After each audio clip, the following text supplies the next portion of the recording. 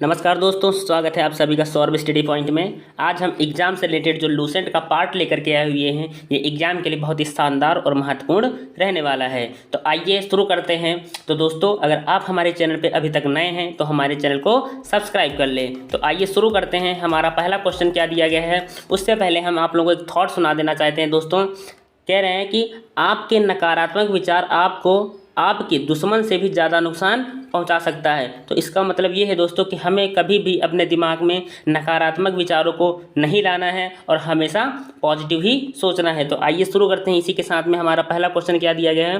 पहला क्वेश्चन हमारा दिया गया है कि वास्को डी गामा भारत कब आया था। हमको बताना है कि जो वास्को डी गामा है वो भारत कब पहुँचा। इसका जवाब क्या रहने वाला है, तो आइए देखते हैं। वास्को डी गामा के बारे में पूरी जानकारी लेते हैं।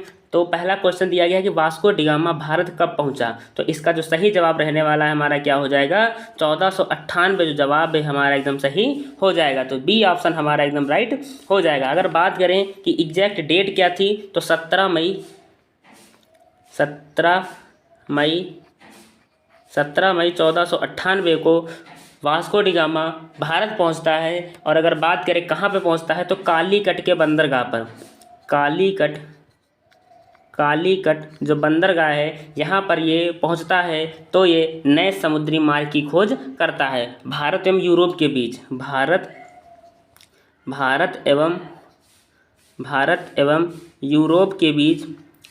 एवं यूरोप के बीच नए समुद्री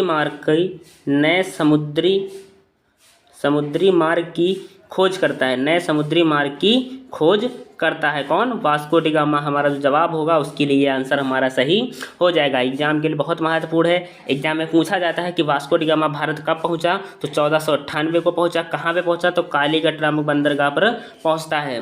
दोस्तों एग्जाम के लिए बहुत ही महत्वपूर्ण ये प्रश्न है। तो आइए देखते हैं कि अगला प्रश्न हमारा क्या दिया गया है। अगला प्रश्न हमें दिया गया है कि पुर्तगालियों के बाद भारत में कौन लोग आए। हमको बताना है कि जो पुर्तगाली लोग थे इनके बाद भारत कौन लोग आए थे। तो इसका जो सही जवाब रहने वाला है हमारा क्या हो जाएगा, डच लोग। तो इसका जो सही जवाब हो जाएगा हमारा क्या हो जाएगा, डच लोग जो थे वो भारत में पुर्तगालियों के बाद पहुंचते हैं हमारे भारत में। तो इसका सही जवाब हमारा क्या हो जाएगा, ए ऑप्शन हमारा एकदम राइट हो जाएगा। अगर बात कर ले दोस्तों कि डच के बाद कौन आया, तो पहले नंबर पे हमारे पुर्तगाली आते हैं। पहले नंबर पे अगर बात करें कौन आया था, तो पुर्तगाली। दूसरे नंबर पे हो जाएंगे डच। तीसरे नंबर पे अगर बात करें तो अंग्रेज़। तीसरे नंबर पे अंग्रेज़, चौथे नंबर पे डेन और पांचवें नंबर पे फ्रांसीसी। दोस्तों पहला नंबर इनका था, दूसरा नंबर डच का। ये हमारा क्रम है। जो पुर्तगाली लोग थे वो भारत पहुँचे थे। तो एग्जाम के लिए बहुत महत्वपूर्ण है। क्रम लगाने के लिए भी आता है। एसएससी का कोई भी पेपर उठा करके देखेंगे तो आपको उसमें से भारत में यूरोपीय व्यापारिक कंपनियों का आगमन जो दिया गया है उससे रिलेटेड 1 से 2 प्रश्न जरूर पूछे जाते हैं। तो एग्जाम में ये भी पूछा जाता है कि इनका क्रम लगाइए। तो आप लोगों को किस तरह से क्रम लगा है मैंने आपको बता दिया। तो पहले नंबर पर पुर्तगाली, दूसरे नंबर पर डच, तीसरे नंबर पर अंग्रेज, चौथे नंबर पर डेन और पाँचवें नंबर पर फ्रांसीसी भारत को पहुँचते हैं। आइए देखते हैं इसी के साथ में अगला प्रश्न हमारा क्या दिया गया है। अगला प्रश्न हमें क्या दिया गया है कि भारत आने वाला पहला अंग्रेजी जहाज। हमको बताना है कि भारत आने वाला जो पहला अंग्रेजी जहाज है वो कौन सा था। इसका जवाब क्या सही रहने वाला है, तो आइए देखते हैं। तो इसका जो सही जवाब हो जाएगा हमारा क्या हो जाएगा, रेड ड्रैगन जो जवाब है हमारा एकदम सही हो जाएगा। तो भारत आने वाला पहला अंग्रेजी जहाज कौन सा था, रेड ड्रैगन जो जवाब है हमारा एकदम सही हो जाएगा। एग्जाम के पॉइंट ऑफ व्यू से ये हमारा जो प्रश्न है बहुत ही इंपॉर्टेंट प्रश्न रहने वाला है। तो आइए देखते हैं कि अगला प्रश्न हमारा क्या दिया गया है। अगला प्रश्न दिया गया है कि प्लासी का युद्ध कब हुआ था। हमको बताना है कि जो प्लासी का युद्ध है वो कब हुआ था। इसका सही जवाब क्या रहने वाला है, तो इसका सही जवाब हो जाएगा 1757 जो जवाब है हमारा एकदम राइट हो जाएगा। तो प्लासी का युद्ध कब हुआ था, तो 23 जून 1757 को। अगर बात करें कब हुआ था, तो बात करें अगर कब हुआ था, 23 जून 1757 को प्लासी का युद्ध हुआ था। इसमें अंग्रेजों के जो सेनापति थे रॉबर्ट, अंग्रेजों के जो सेनापति थे रॉबर्ट क्लाइव, अंग्रेजी सेना के जो सेनापति थे रॉबर्ट क्लाइव, और बंगाल के नवाब सिराजुद्दौला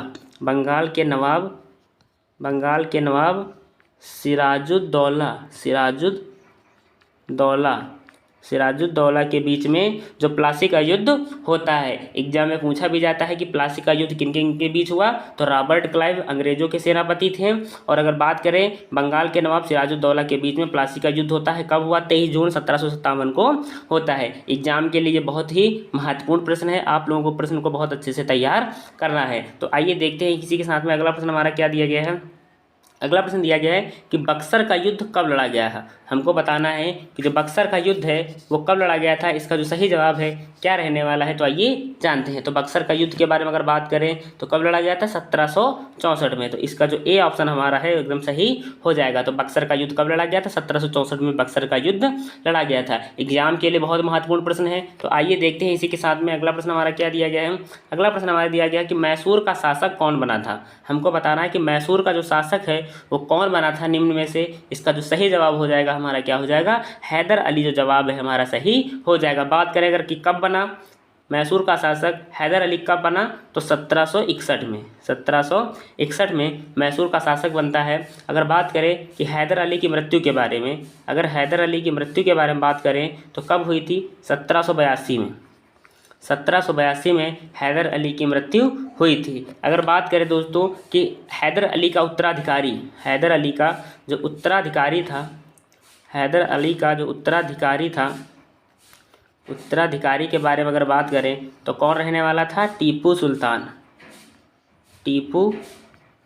टीपू सुल्तान जो जवाब था हमारा एकदम सही हो जाएगा दोस्तों। अगर मैं हैदर अली का उत्तराधिकारी कौन हो जाएगा, टीपू सुल्तान हमारा जो जवाब है एकदम सही हो जाएगा। एग्जाम के पॉइंट ऑफ व्यू से ये क्वेश्चन बहुत ही महत्वपूर्ण है। आइए देखते हैं कि इसी के साथ में अगला प्रश्न हमारा क्या दिया गया है। अगला क्वेश्चन दिया गया है कि वांडीवास का जो युद्ध है वो कब हुआ। हमको बताना है कि जो वांडीवास का युद्ध है वो कब लड़ा गया था। तो इसका जो सही जवाब क्या रहने वाला है, तो आइए देखते हैं। तो इसका सही जवाब हमारा क्या हो जाएगा, 1760 जो जवाब है हमारा एकदम सही हो जाएगा। तो वांडीवास का युद्ध कब हुआ, 1760 ईस्वी में होता है वांडीवास का युद्ध। एग्जाम के पॉइंट ऑफ व्यू से ये बहुत ही महत्वपूर्ण प्रश्न है। आप लोगों को इस तरह के प्रश्न को बहुत अच्छे से तैयार करना है।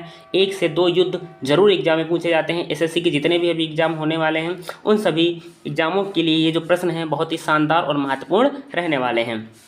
आइए देखते हैं कि अगला प्रश्न हमारा क्या दिया गया है। अगला प्रश्न दिया गया है कि सिख संप्रदाय की स्थापना का श्रेय किसे जाता है। हमको बताना है कि सिख संप्रदाय की स्थापना का जो श्रेय है वो किसे जाता है। तो इसका सही जवाब क्या रहने वाला है, तो आइए जानते हैं। तो इसका जो सही जवाब हो जाएगा हमारा क्या हो जाएगा, गुरु नानक जो जवाब है हमारा एकदम राइट हो जाएगा। तो सिख संप्रदाय की स्थापना का श्रेय किसे जाता है, गुरु नानक को जाता है। अगर बात करें कि सिख संप्रदाय के ये प्रथम गुरु थे, ये गुरु नानक जो थे ये प्रथम गुरु रहने वाले थे। सिख संप्रदाय के अगर प्रथम गुरु के बारे में बात करें तो कौन था, हमारे गुरु नानक जी थे। अगर बात करें कि गुरु नानक किसके समकालीन थे, किसके समकालीन थे, समकालीन थे, तो ये हुमायूं, बाबर और हुमायूं के समकालीन। बाबर और हुमायूं के समकालीन थे। कौन, गुरु नानक जी जो थे वो हुमायूं और बाबर के समकालीन थे। अब अगर बात कर लेते हैं कि गुरु नानक की मृत्यु के बारे में अगर बात करें कि गुरु नानक की मृत्यु कब हुई, गुरु नानक की मृत्यु के बारे में अगर बात करें तो इनकी 1538 में, इनकी मृत्यु कब होती है, 1538 ईस्वी में हुई, करतारपुर में। कहाँ पे, करतारपुर के अंदर, करतारपुर में इनकी मृत्यु होती है। एग्जाम के पॉइंट ऑफ व्यू से ये बहुत ही महत्वपूर्ण प्रश्न है। आप लोगों को इस तरह के प्रश्न को बहुत अच्छे से तैयार करना है। आइए देखते हैं इसी के साथ में अगला प्रश्न हमारा क्या दिया गया है। अगला प्रश्न दिया गया है कि सिखों के दूसरे गुरु कौन थे। हमको बताना है कि जो सिखों के दूसरे गुरु हैं वो निम्न में से कौन रहने वाले हैं। इसका सही जवाब हमारा क्या रहने वाला है, तो आइए जानते हैं। तो सिखों के अगर दूसरे गुरु के बारे में बात करें कि दूसरे गुरु कौन थे, तो सिखों के दूसरे गुरु के बारे में अगर बात करें तो इसका जो सही जवाब हो जाएगा हमारा ए ऑप्शन हमारा एकदम राइट हो जाएगा। गुरु अंगद जो है हमारा जवाब एकदम सही हो जाएगा।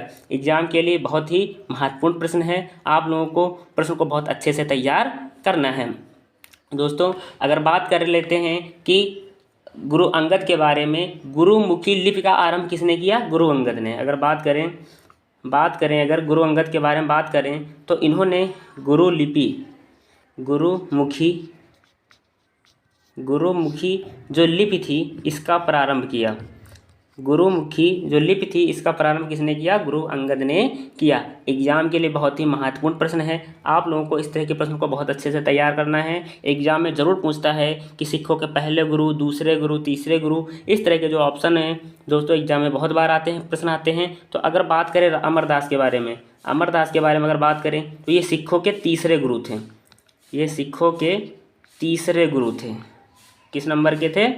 तीसरे गुरु थे अमरदास। एग्जाम के लिए ये प्रश्न बहुत महत्वपूर्ण है दोस्तों। अगर बात करें अर्जुन देव के बारे में, अगर बात करें गुरु अर्जुन के बारे में बात करें, गुरु अर्जुन के बारे में बात करें तो ये सिखों के 5वें गुरु थे। सिखों के 5वें गुरु थे। 5वें गुरु रहने वाले हैं। गुरु अर्जुन जो थे वो 5वें गुरु थे। सिखों के 5वें गुरु अगर एग्जाम में पूछा जाता है सिखों के 5वें गुरु कौन थे, तो गुरु अर्जुन जी रहने वाले हैं। एग्जाम के लिए बहुत ही महत्वपूर्ण प्रश्न रहने वाला है। अगर बात करें हरगोविंद के बारे में, अगर हरगोविंद के बारे में बात करें तो ये सिखों के 6ठे गुरु रहने वाले हैं। अगर हरगोविंद के बारे में बात करें तो 6ठे गुरु कौन रहने वाले हैं? हरगोविंद हमारे 6ठे गुरु रहने वाले हैं। तो अगर एग्जाम में पूछा जाता है सिखों के दूसरे गुरु कौन थे, तो गुरु अंगद हो जाएंगे। तीसरे गुरु कौन थे? अमरदास हो जाएंगे। 5वें गुरु कौन हो जाएंगे? हमारे गुरु अर्जुन हो जाएंगे। और 6ठे गुरु के बारे में अगर बात करेंगे तो हरगोविंद हमारा जवाब एकदम सही हो जाएगा। दोस्तों एग्जाम के लिए बहुत ही महत्वपूर्ण प्रश्न रहने वाला है। तो आइए देखते हैं कि इसी के साथ में अगला प्रश्न हमारा क्या दिया गया है। अगला प्रश्न दिया गया है सिखों के 9वें गुरु कौन थे? हमको बताना है कि जो सिखों के 9वें गुरु हैं वो कौन रहने वाले हैं। इसमें कौन सा हमारा ऑप्शन सही रहने वाला है, तो आइए जानते हैं। तो सिखों के 9वें गुरु जो थे वो कौन हो जाएंगे? तेग बहादुर। जो जवाब है हमारा एकदम राइट हो जाएगा। एग्जाम के पॉइंट ऑफ व्यू से बहुत ही महत्वपूर्ण प्रश्न है। आप लोगों को प्रश्न को बहुत अच्छे से तैयार करना है। तो एग्जाम में अगर पूछता है कि सिखों के 9वें गुरु कौन थे, तो तेग बहादुर जो जवाब है हमारा एकदम सही हो जाएगा दोस्तों। और अगर बात करें कि जो तेग बहादुर थे इन्होंने इस्लाम स्वीकार नहीं करने के कारण, इस्लाम स्वीकार नहीं किया था। इस्लाम स्वीकार नहीं किया, इस्लाम स्वीकार नहीं किया था। इसके कारण औरंगजेब ने औरंगजेब ने इन्हें मरवा दिया था। औरंगजेब ने इन्हें मरवा दिया था। दोस्तों तेग बहादुर ने इस्लाम स्वीकार नहीं किया था, इसलिए औरंगजेब ने इन्हें मरवा दिया था। एग्जाम में पूछा जाता है कि कौन से गुरु थे जिनको औरंगजेब ने मरवा दिया था, तो तेग बहादुर को। क्यों मरवा दिया था? क्योंकि इन्होंने इस्लाम को स्वीकार नहीं किया था, इसलिए इन्होंने इनको मरवा दिया था। एग्जाम के लिए बहुत ही महत्वपूर्ण प्रश्न है। अगर बात कर लेते हैं दोस्तों गुरु गोविंद के बारे में, अगर बात कर लेते हैं गुरु गोविंद के बारे में, अगर बात करें गुरु गोविंद के बारे में अगर बात करते हैं दोस्तों गुरु गोविंद के बारे में, तो गुरु गोविंद जो थे ये अंतिम गुरु थे। ये अंतिम और 10वें गुरु अंतिम और 10वें गुरु कौन हैं? तो हमारे गुरु गोविंद जो हैं ये रहने वाले हैं। अगर बात करें इन्होंने सिखों के लिए 5 ककार अनिवार्य किए। 5 ककार का मतलब क्या होता है दोस्तों? 5 ककार का मतलब क्या होता है दोस्तों? 5 ककार का मतलब हो जाएगा हमारा दोस्तों, क्या हो जाएगा? तो केस। दूसरा क्या हो जाएगा हमारा? कंघा। दूसरा क्या हो जाएगा हमारा? कंघा। तीसरे के बाद अगर बात करें तो कृपाण। तीसरा हमारा क्या हो जाएगा? कृपाण। चौथे के बारे में अगर बात करें तो कच्छा। चौथा हमारा कच्छा। और 5वें की अगर बात करें तो क्या हो जाएगा? कड़ा। ये 5 जो चीज़ें हैं ये सिखों के पास रखने के लिए अनिवार्य कर दिया गया था। किसने किया था? ये गुरु गोविंद सिंह ने किया था। इन्होंने अनुमति दी थी कि सिखों को इन 5 चीज़ों को अपने पास में रखना है। एग्जाम के लिए बहुत ही महत्वपूर्ण प्रश्न है। अगर बात करें कि गुरु गोविंद सिंह के बारे में अगर बात करें तो इन्होंने खालसा